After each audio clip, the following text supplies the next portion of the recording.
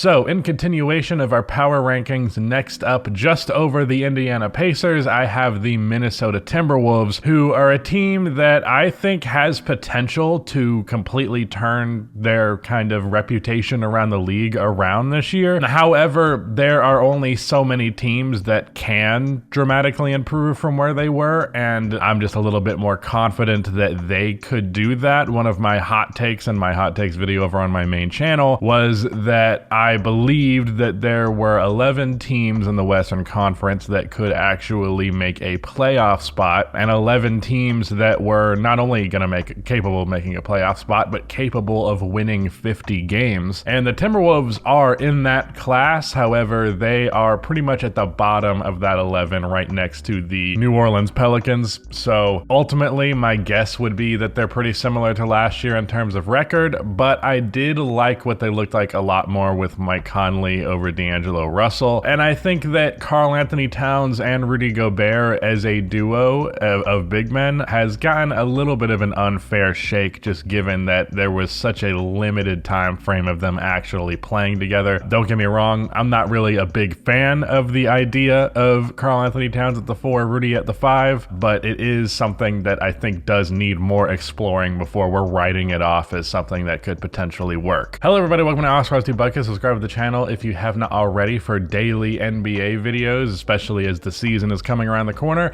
Also drop a like, only takes 1 second and makes a massive difference. With that said, let's go ahead and look down this roster. Their starting backcourt is of course Mike Conley and Anthony Edwards. As I previously mentioned, I really liked what Mike brought to the table for this team. He is getting up there in age, so there's definitely concern that he might just have a fall off at some point, but he kind of did have a fall off and then has since just been like an excellent, like high tier role player. At a certain point, that aspect is going to fall off and he'll just be bad, but you know, I'm not going to call it until I see it. And to this point, he's just been a lights out 3-point shooter and a good connector on offense. Anthony Edwards, a lot of people are projecting a big season from him, and I definitely think that is well within the realm of possibility. In fact, I would wager that Anthony probably, I don't know if I want to say probably, I think there's a good chance he will compete for a scoring title. Now last year, the bar for scoring titles got pretty high because there's so many dudes capable of putting up 30 points a night. But I think Anthony Edwards is a skilled enough scorer that he could be one of those dudes capable of putting up 30 points a night, especially if he increases his 3-point volume a little bit, hoping that his percentage can stick around along with that. And then going to their starting forward, that of course would be Jaden McDaniels as small forward. He's one of my favorite players in the league just in general. He reminds me a lot of Andre Karolinko, actually, just as like this ridiculously versatile and athletic 6'10 forward with more offensive capabilities than you might give him credit for. He's shown ability to actually be a bit of a shot creator at times, specifically a mid-range pull-up that he can go to that's really nice. And I do believe that there's a world where he could be more of like a 15-point scorer rather than like, what is he, like a 10, 11 point per game scorer? He's a 12-point scorer, so yeah, 15 seems reasonable to me. Then of course, you're going to have Karl-Anthony Towns at power forward. Now, that is a big concern because he really can't play defense on centers and he doesn't have the foot speed to really defend 4s. So you're kind of just hoping that you can place him on the most inept offensive player on the floor.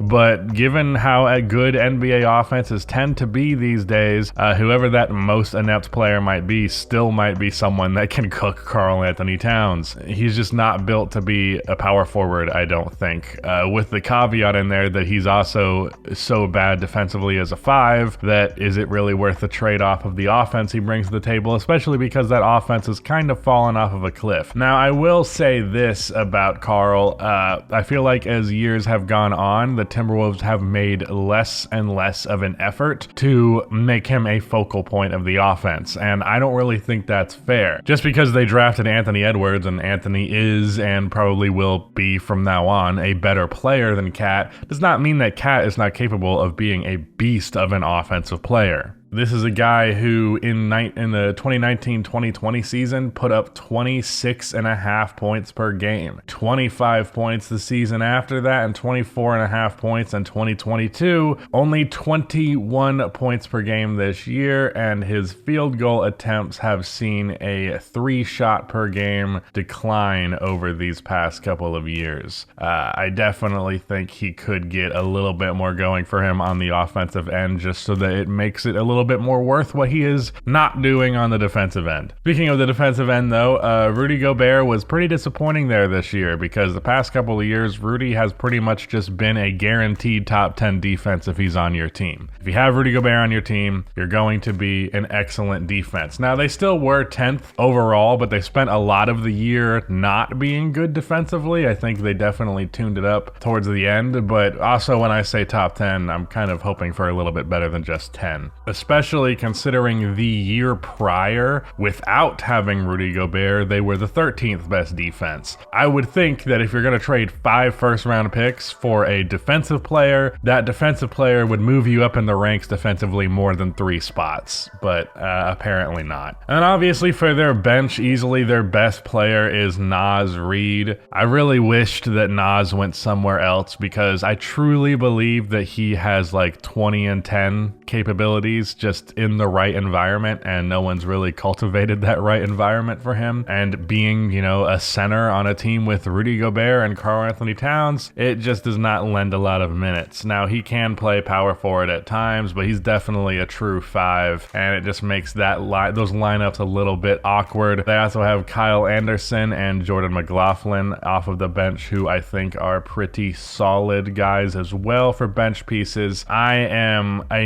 not a big fan of Nickeil Alexander-Walker, and I remember just being annoyed with him when he was playing in the postseason, even if he did have his positive moments. Ultimately, I don't feel like he's a very positive player. I think Shake Milton is a new addition, and Shake is somebody that, first of all, obviously has a very excellent name, but second of all, is a very capable 3-point shooter, and I think has some offensive chops to him that are interesting enough that he could maybe take on some backup guard minutes, especially because their bench gets kind of thin in that specific department. They do have a lot of guard play, but not a lot of guys that I am super confident in. A couple of young guys like Deshaun Nix and is it Deshaun Nix? Okay, I don't know shit about this guy, so I apologize. They also have Wendell Moore Jr.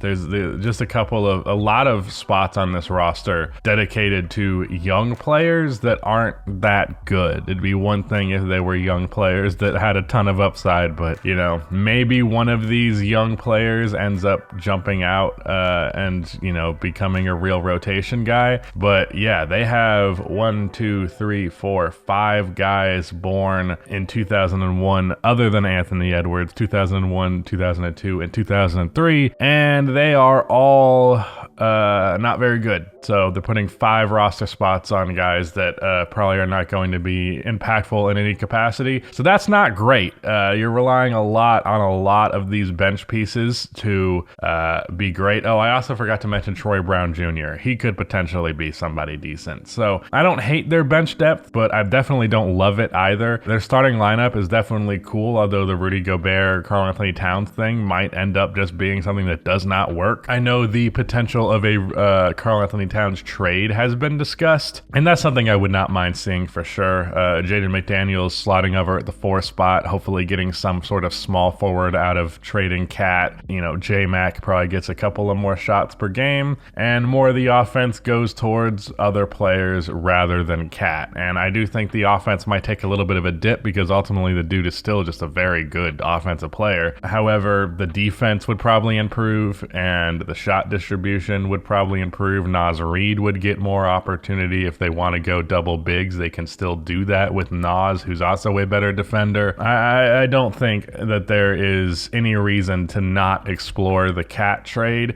but you also should give him the opportunity, show what he can do, see if he can actually work as a power forward. Again, cannot stress enough how limited the amount of time Rudy and Cat actually played together.